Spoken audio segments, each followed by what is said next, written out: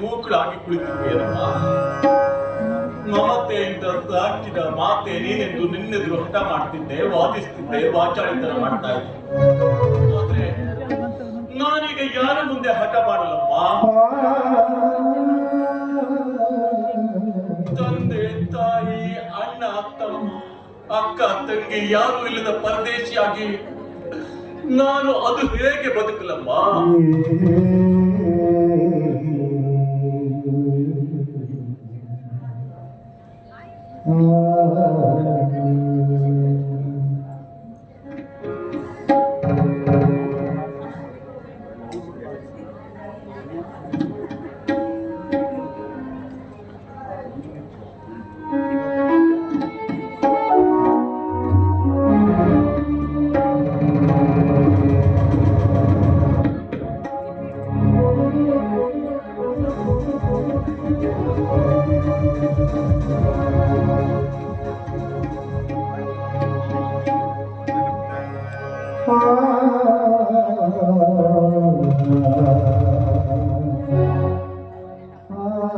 ತಡಿ, ಊಟ ಮಾಡಲು ಬನ್ನಿ ತಡಿ.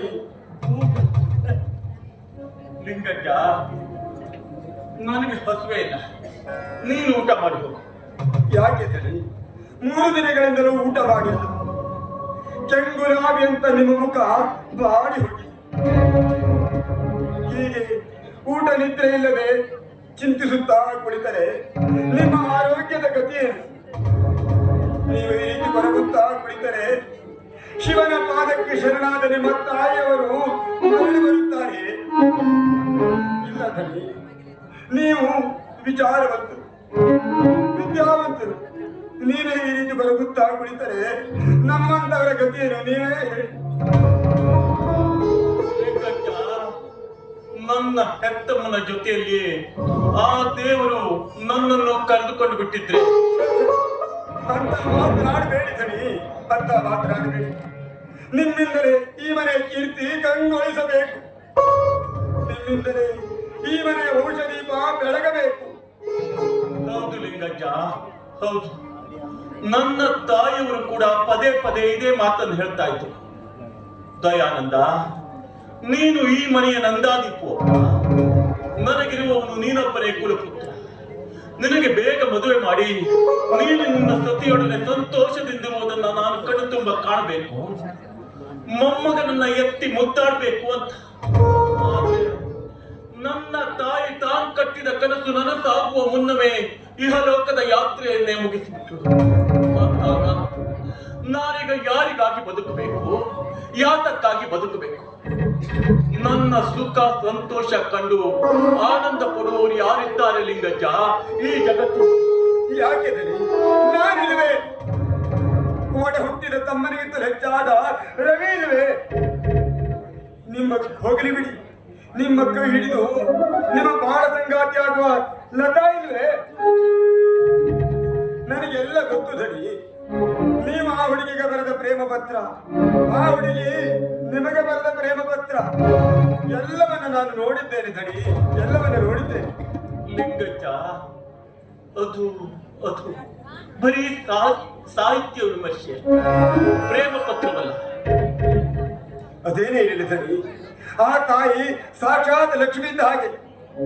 ಆದಷ್ಟು ಬೇಗ ಅವಳ ಕೈ ಹಿಡಿದು ಈ ಮನೆಗೆ ಕರೆತಂದು ನೋಡಿ. ಆಮೇಲೆ ಈ ಮನೆಯಲ್ಲಿ ಸುಖ, ಶಾಂತಿ, ನೆಮ್ಮದಿ ಎಲ್ಲವೂ ಕೂಡ ನೆಲೆಸುತ್ತದೆ. ಈ ಮನೆ ಸ್ವರ್ಗದಲ್ಲಿ ಸ್ವರ್ಗ. ಆಗ್ಲಿ ಲಿಂಗಜ್ಜ, ಹಿರಿಯನಾದ ನಿನ್ನಾಶೀರ್ವಾದ ನನ್ನ ಮೇಲಿದ್ರೆ ಸಾಕು.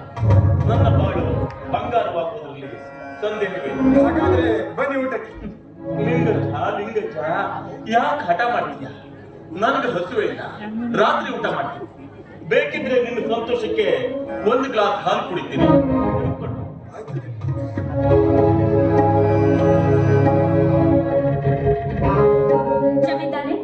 ಜಮೀನ್ದಾರೆ, ನೋಡಮ್ಮ, ಅವರ ಮನಸ್ಸೀಗ ಸರಿಯಾಗಿಲ್ಲ. ನಾಳೆ ಬಂದು ಭೇಟಿಯಾಗಮ್ಮ. ಇಲ್ಲ ಯಜಮಾನ್ರೆ, ನಾನೀಗ ಅವರನ್ನ ಕಾಣದೆ ಹೋದ್ರೆ ನನ್ನ ತಂದೆಯ ಮಣ್ಣಿಗೆ ಸಿದ್ಧತೆ ಮಾಡ್ಬೇಕಾಗುತ್ತೆ. ಅದಕ್ಕಾಗಿ ಎಂತ ಹಠಮಾರಿಯಮ್ಮ ನೀನು.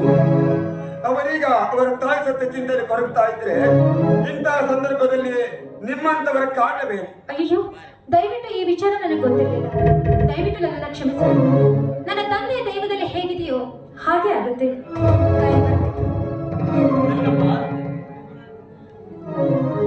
ಲಿಂಗಕ್ಕ, ನನ್ನ ತಾಯಿ ಸತ್ತ ಚಿಂತೆಗೆ ನನ್ನಿಂದಲೇ ಬದುಕಬೇಕಾದ ಇವರ ತಂದೆಯನ್ನ ಬಲಿ ತೆಗೆದುಕೊಳ್ಳೋದು ಯಾವ ನ್ಯಾಯ? ಆಶಾ, ಏನಾಗಿದ್ಯಮ್ಮ ಗುರುಗಳಿಗೆ? ಕ್ಷಮಿದ್ದಾರೆ. ಅಸ್ತಮ ರೋಗದಿಂದ ಬಳಲ್ತಿದ್ದ ನನ್ನ ತಂದೆಗೆ ನಿನ್ನೆ ರಾತ್ರಿ ಜಾಸ್ತಿಯಾಗಿ ನಿರಂಜನ ಕ್ಲಿನಿಕ್ನಲ್ಲಿ ಅಡ್ಮಿಟ್ ಮಾಡಿದ್ರು. ಅದಕ್ಕಾಗಿ ಹಣ ಬೇಕಾಗಿತ್ತು. ತಂದೆಯವರು ಈ ಪತ್ರ ಕೊಟ್ಟು ಹಣ ಕೇಳು ಅಂತ ಹೇಳಿ. ಲಿಂಗಕ್ಕ, ಹಾಲು.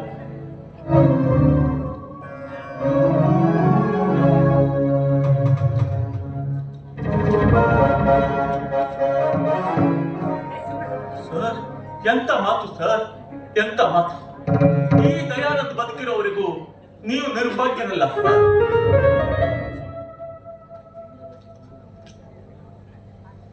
ಆಶಾ, ನಾನು ನಾಳೆ ಬಂದು ಗುರುಗಳನ್ನ ಕಾಣ್ತೀನಿ. ತುಂಬಾ ಉಪಕಾರವಾಯಿತು. ನಾನು ಬರ್ತೀನಿ ಜಮೀನ್ದಾರ. ಇಲ್ಲ, ಹಾಲು ಕುಡ್ದಕ್ಕಿಂತ ಹೆಚ್ಚು ಹೊಟ್ಟೆ ತುಂಬದಂತಾಯ್ತು. ನನಗೀಗ ಹಾಲು ಬೇಡ. ಹೇಗಮ್ಮ ಕುಡಿಲಾರದು ಹೊಟ್ಟೆ ತುಂಬತ್ತೆ? ಆಶಾ, ಹಾಲೆಂದ್ರೆ ಅಮೃತ ಅಂತ ಹಿರಿಯರು ಹೇಳಿರು. ಅದಕ್ಕಾಗಿ ಹಾಲನ್ನ ತಿರಸ್ಕರಿಸಬಾರ್ದು. ಕುಡಿದು ಮತ್ತೆ ತಾವು ನಾನು ಕುಡಿತೀನಿ. ತುಂಬಾ ಸಂತೋಷವಾಯ್ತು ದಣಿ, ತುಂಬಾ ಸಂತೋಷವಾಯ್ತು ಈ ಮುದುಕನಿಗೆ. ನೀವು ಕೂಡ ಹಾಲು ಕುಡಿತೀರಿ ಅಂತ ಹೇಳ್ತಾರೆ.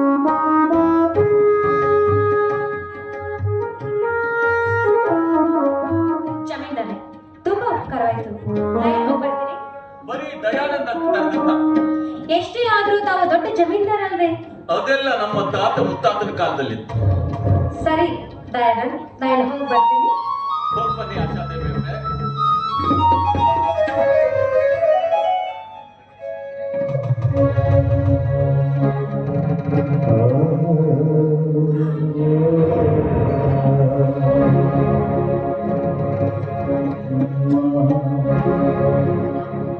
ನಿನ್ನ ಪ್ರೇಮ